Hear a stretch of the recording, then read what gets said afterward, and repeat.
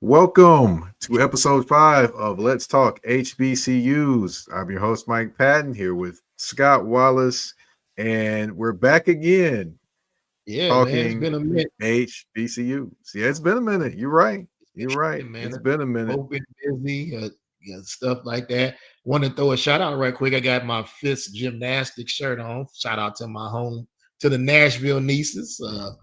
Last season here, and just already warming my heart. They come to my office. They bring me snacks. So love y'all, Nashville nieces. There we go. There we go. We're gonna talk about the course, the Nashville nieces in another sport. But we gotta talk about the Nashville nephews as well. And that's the Tennessee State University Tigers. Of course, thrilling 24-21 win over North Carolina A&T this past Saturday. I was at the game and I was watching it. Some of the highlights, James Stewart jumped I like him. off the screen. I like him. Number Yeah, 7, coming off that edge, yes. coming off that slab. I like him a whole lot. Number 7 in your hearts, number 1 in your nightmares if you're the opponent. So it just definitely was a game. I'm watching him. I'm like, they could not block him. Then he's actually a transfer from Middle Tennessee State, by the way. Okay. And then you had Kendrick Rhymes. I like to call him Kendrick Check the Rhymes because they would check it. Yeah, he came from Southern actually. Yep. So he definitely is a guy that was moving like a locomotive once he got a full head of steam. What about the freshman of the week? What about the freshman of the week, Slaughter, the wide receiver with the speed? Oh yes, definitely. That was a huge play because it was right after Southern had. Southern. Good gracious! Right after North Carolina A&T had scored, and it was just one play.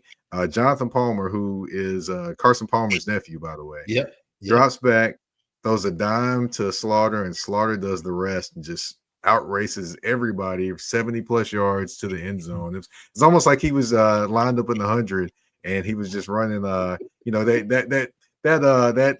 speed, not the speed, just the regular 100-meter speed, that I got to get somewhere speed. Yeah, that's like what he was. Police behind me speed. That's what yeah, that's right. That's right. He raced on to the house. He did, man. You know what? I like also the big uglies in the middle of the defensive line. We talked about Mr. Stewart, but those big uglies in the middle, man. We got a 400-pounder, one of them, and then got a couple of local kids, man. That's on that defensive line, man. And speaking of local kids, man, it's about 32 of them on the team. That and a lot of them played, man. And Sammy Taylor, the number 25, that plays the linebacker, the son of Robert Ajoya Taylor. They're both Fisk grads. He had a good game. It was a sloppy game, but the TSU forced 4 turnovers, picked up 3, but they got the dub though. That was the case right there, man. And I'm really proud of what they did against a tough North Carolina A&T team, who they haven't won a game in a while, but they still look good for a team that hadn't won in a while, Mike.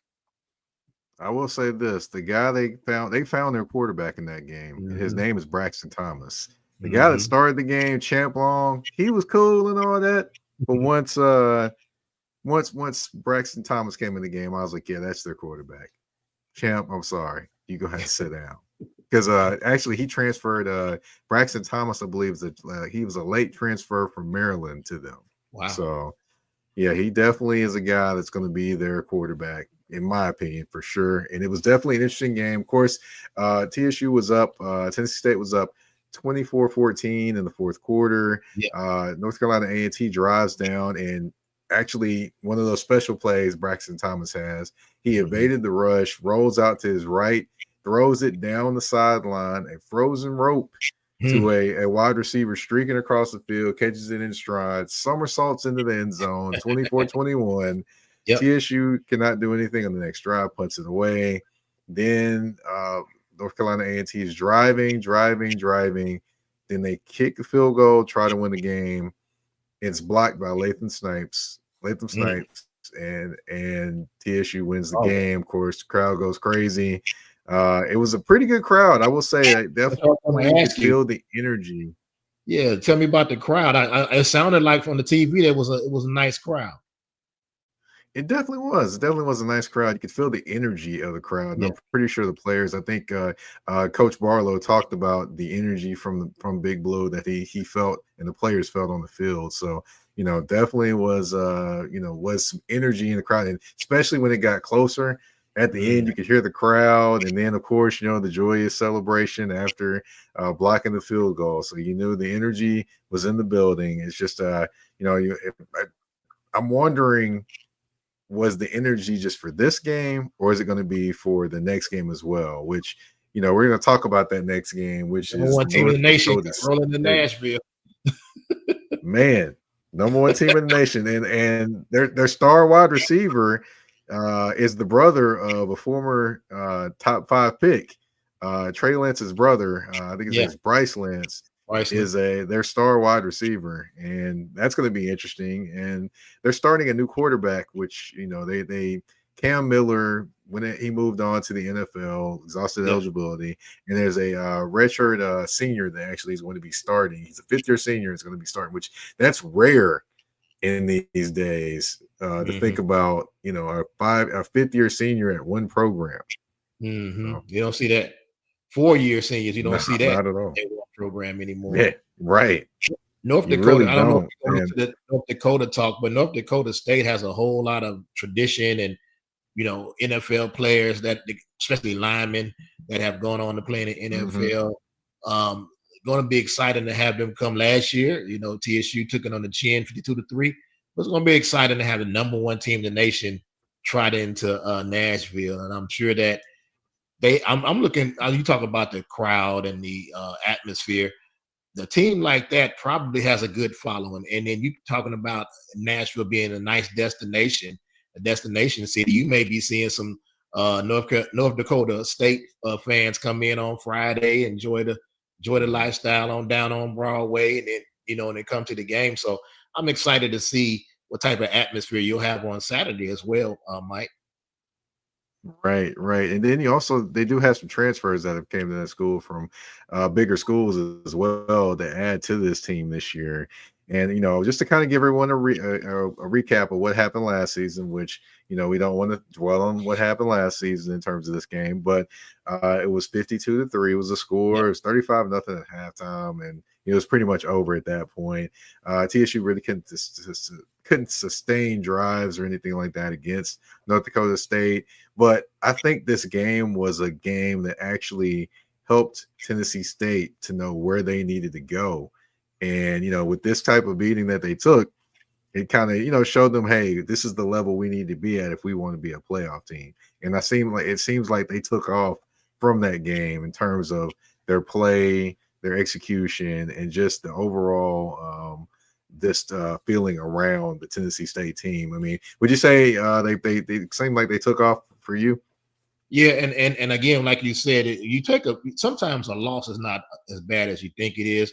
It gets to you to understand, and you get to play guys that be like, well, let me try this guy out or try this guy out, and some of those guys that played in that game ended up playing well at the end. And, you need. I heard somebody talking about. I can't remember what the team that was talking about. They don't ever talk about they have their first string, second string, third string. He said everybody's first string because you never know when your number's called. So that's what happened with TSU last year. This game opened up some doors, and I went on a little run. And just now, them having to come to us this year and playing in Nissan Stadium, sometimes that sometimes is a little mystique for teams. They got to get used to playing in a big facility like that. North Dakota State they probably played in some nice facilities, but having to play at a stadium like that get you, you're gonna probably start slow or whatever. But I'm excited to see again, what North Dakota State's gonna bring as the number one team in the nation against the TSU Tigers, who have nothing to lose, right? They could just come and play loose and using their speed and using their, they got some big guys out there. Well, I think it's gonna be real interesting to see how North Dakota State can deal with the speed of TSU. It's going to be interesting for sure. One thing also I didn't point out when we were going over the review of the game or the recap of the game is, even though Tennessee State doesn't have the depth or doesn't have the same guys they had back there at defensive back, they still are very, very solid at defensive back. They had a guy's a Kansas State transfer. I pointed him out a couple times. He made one play that I thought was just simply amazing versus North Carolina A&T. It was a screenplay. Yep. He had two people Blew it blocking up. him. Yep. He split the block and blew the Yep. play up. That Yep. was an incredible play, and that was indicative of just the defensive back play that I saw throughout the game. Now, sure, they did make some mistakes, and sure, they did get a little overly aggressive at some points in the game. But if you see them when they're dialed in, they can be a pretty formidable force. So I'm very interested to see them and how they match up against Bryce Lance, as well as just the other weapons that North Dakota State has. And I'm also just interested just to see how James Stewart matches up against this team because North Dakota State, like you said, they put linemen in the NFL, They do. and James Stewart, this is a I guess a bar for him to see, hey, if I'm where I'm supposed to be, then I can do these things against this team, just like I did them against North Carolina A&T. So that's going to be interesting to watch. What are I mean, what are some things that concern you going into this game that you saw in the North Carolina A&T game? I mean, I know I've got some, but what are some things that kind of concerned you about Tennessee State going into this next game? I want to see if you can sustain some drives. Tennessee State, I think all three of their touchdowns was pretty much big plays. I want to see if you get, 10 play drives to kind of keep that offense off the field, run the ball better. You try to the point of attack, try to control the line of scrimmage on on the offensive side of the ball, especially so you can keep the ball. Play a little keep away because you don't want them to get rolling and scoring 52 points where you definitely can't score with them. I'm just being honest with you with kind of ball control. We won the game last week, but I think they have at least 4 or 5 more minutes of ball control. We need to be able to control the clock, control the ball, be able to run the ball. Maybe, we know he has some big runs by Mr. Rhymes, but having grinded out a little bit, I'd like to see some more of that, short passes, moving the sticks, things like that. And on the defensive side of the ball, being able to, stay away from penalties, stay away from making the mistakes, stay away from the big play, make them grind it out some, because, on the other side, the more plays you have, the more times you can make a mistake. Holding calls can back you up and things like that. So trying to just the point of attack to control the line of scrimmage and hold the ball some to try to make sure, because again, the big plays are cool, but you get a 3-play drive, now your defense back on the field, so, and you play defense, and, I play defense too. I'd love to see our teams, get 10-play drives and holding the ball for at least 5 to 6 minutes so I can get a breather, So those things like that, I like to see TSU establish the run and establish some long drives. Yeah, it definitely would be something that would help the defense, of course. And then another thing I want to point out that I did see, I know he's a young quarterback, and I know he's still trying to get his feet wet, but I want to see if Jonathan Palmer gets a little bit more comfortable in the next game. Mm-hmm. Now, going into this game, there was mention that we could possibly see Byron McNair in terms of the North Carolina A&T game.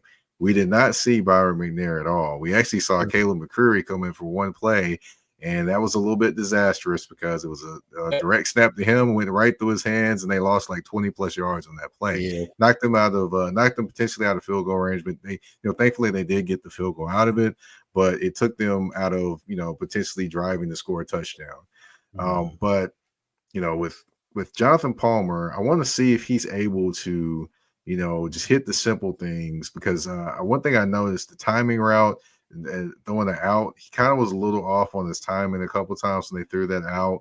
Now he did hit Slaughter right in stride on that pass that was in the middle of the field.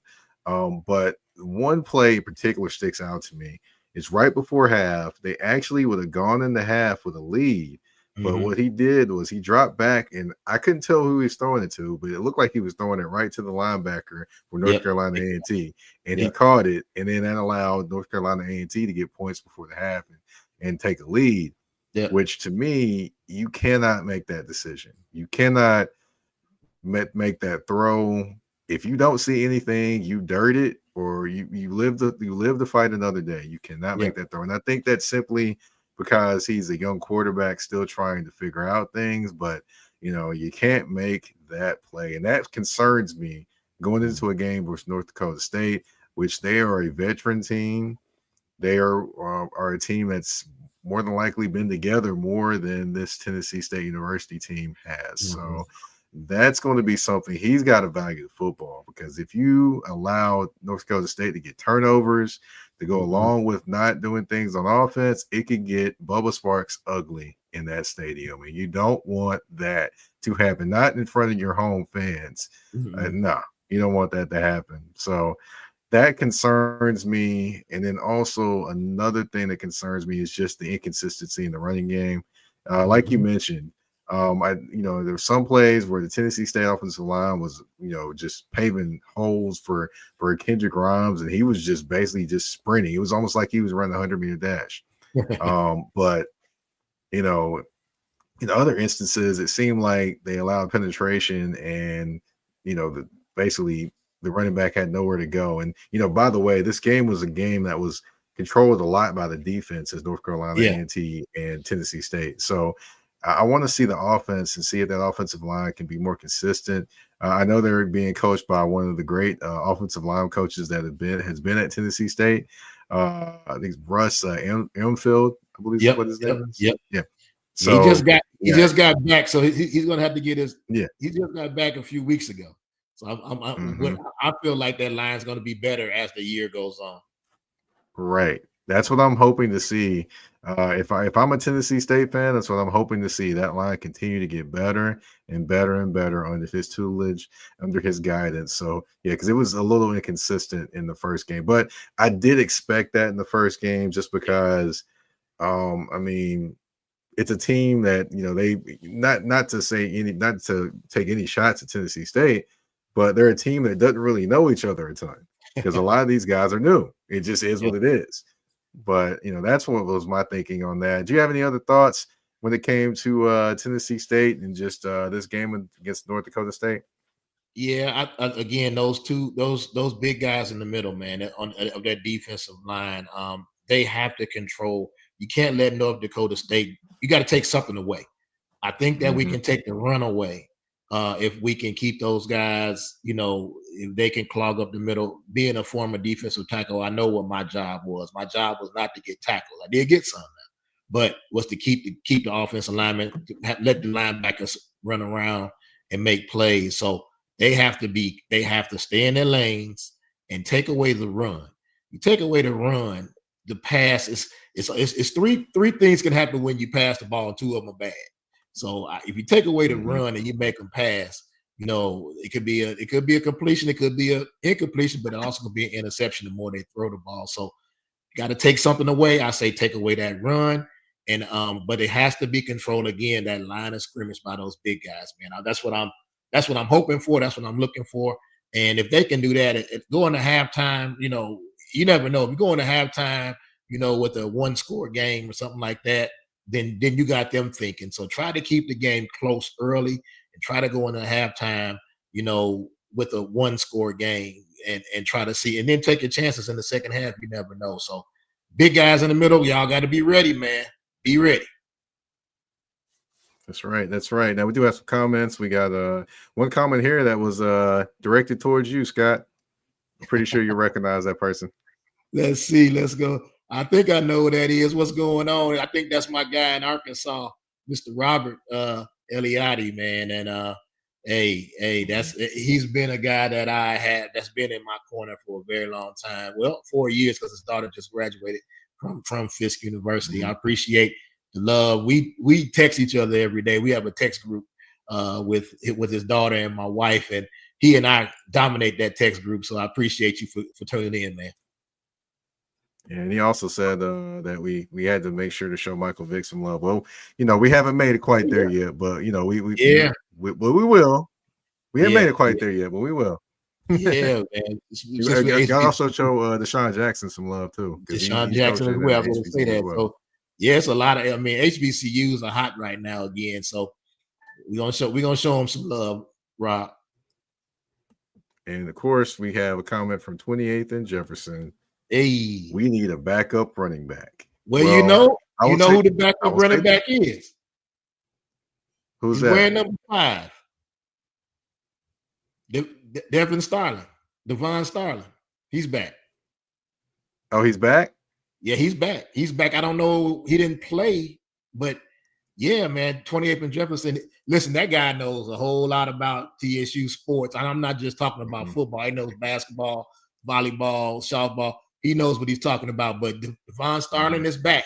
And Well, also, I I heard something about that actually at the didn't game on this past Saturday. So okay, actually, I didn't hear that. But so also he now, might not be quite as back as you think he is. I'll okay, just well, leave it at that. Leland Wilhoit Mhm. is one that I haven't seen him on the roster, but he did call me and say he made the team. So we'll see if that backup running back could be maybe not Starling, but maybe another guy from the Nashville area. Leland Wilhoit is also Yeah. somewhere buried on the depth chart somewhere. But listen, Leland is a guy that he's a great he's one of the most best teammates you're going to ever have.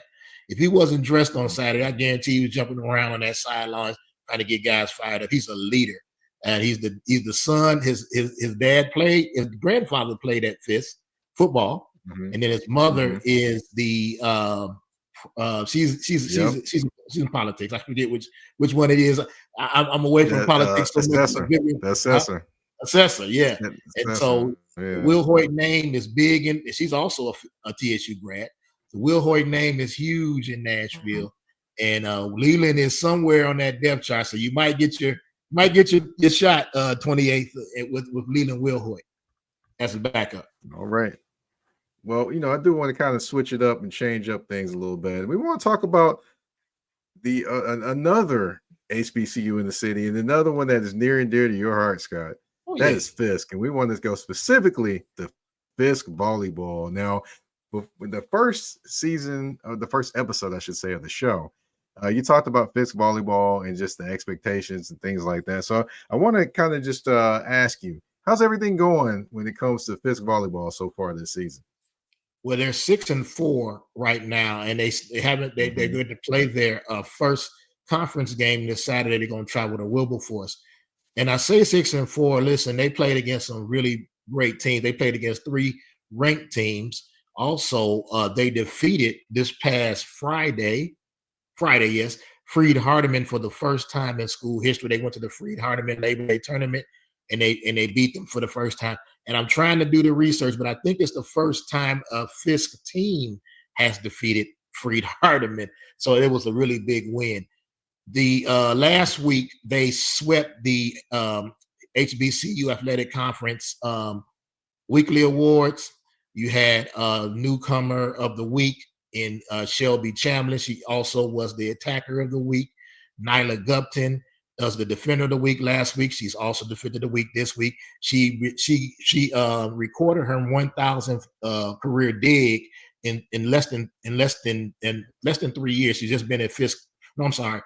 She's got in less than 3 years she's has over 1,000 digs. And moving on, the record at Fisk is 1,400. She has a chance to get that, and we're working on that. Also, last week the setter of the week was Kaya Barnett, and then we had the freshman of the week, which is Hillsboro grad Paige Browning. This week we had 4 out of the 5. We didn't have a freshman of the week, but you had Neptune Ray was the setter of the week. So we've had 2 different setters of the week come from Fisk. That shows the balance that they have.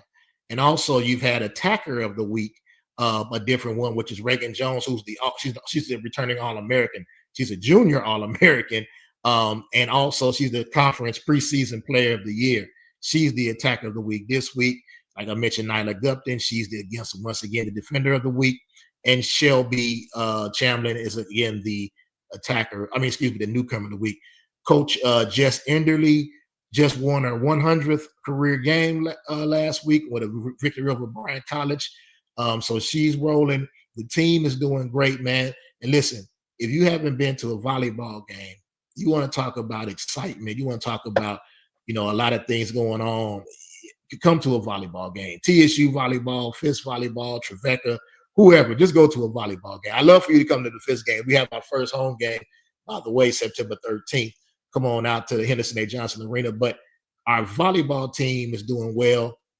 We are picked to finish second in the conference.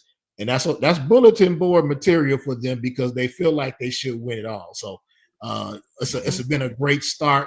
And Mike, I told you, man, I need you to come out to some games. I know you're a TSU blue and blue, but we need you to come out to some games, man, and be my guest. Come sit at the table with me, man. Okay. All right. So September 13th. I'm marking that down, but right. I think TSU has home game. They got a home game.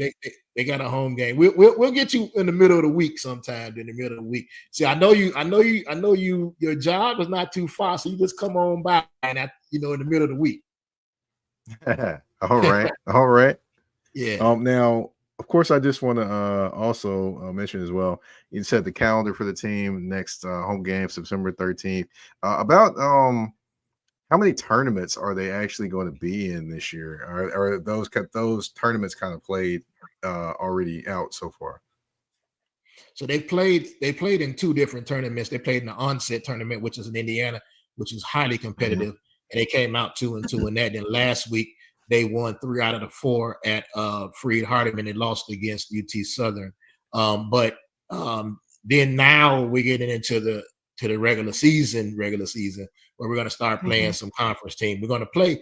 We talk about HBCU sports. We're playing against Wilberforce. We're going to Wilberforce, Ohio to go against Wilberforce at 10 a.m. And then at, I think, 2 p.m., we're going to go to Central State, which is right down the street. It's kind of like Central State and Wilberforce. It's kind of like TSU and Fisk. It's right down the street. So we're going to play against 2 HBCUs on Saturday.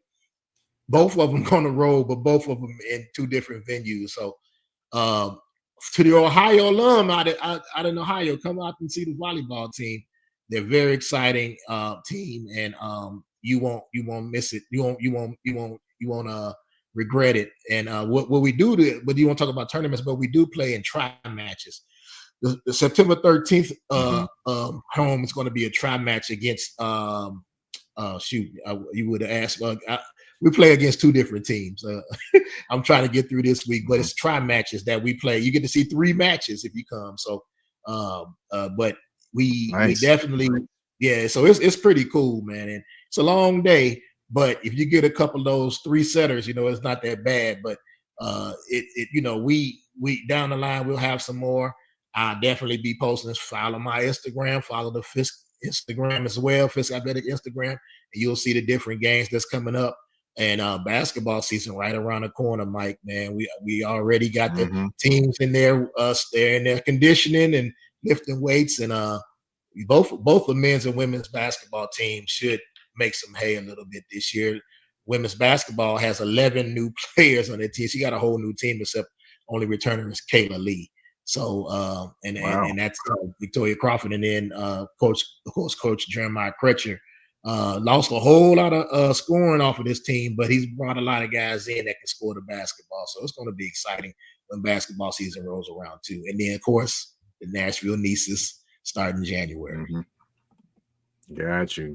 So a whole lot going on at Fisk. Of course, don't want to forget to mention, of course, TSU volleyball. They definitely had some success over the last couple of years, and definitely trending upward as well. And I'm definitely looking forward to season 2 of Candace Dupree and the TSU Lady Tigers and what she's able to do. I think she brought in a woman that's 6'4", I believe.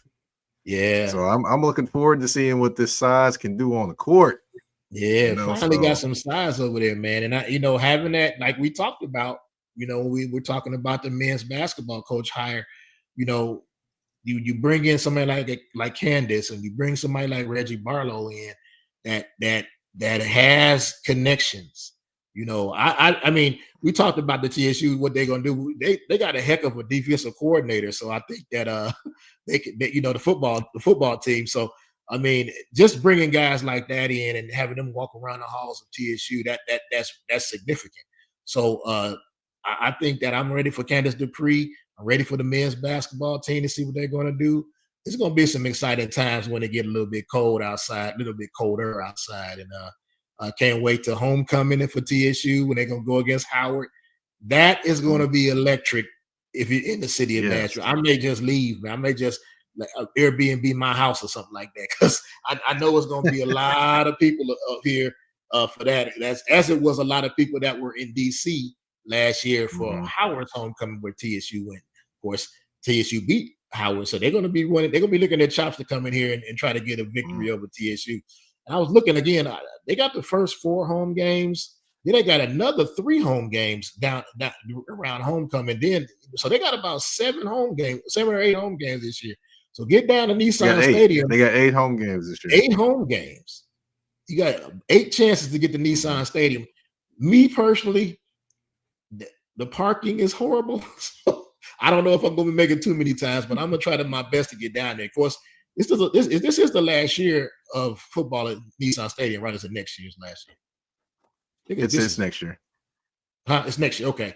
Not too many more chances to get to get you some games in Nissan. So 8 chances this year for TSU.